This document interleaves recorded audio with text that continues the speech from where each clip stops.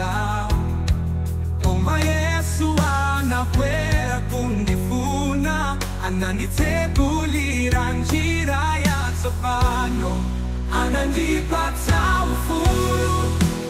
Yesu ananimasula, sindilili kapolo wa chimo, ndienda mufuru wake tofano, ananipata ufuru.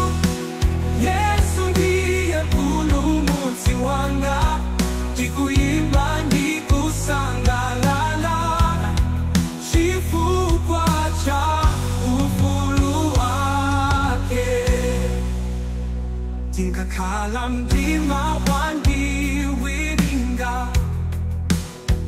koma tsoka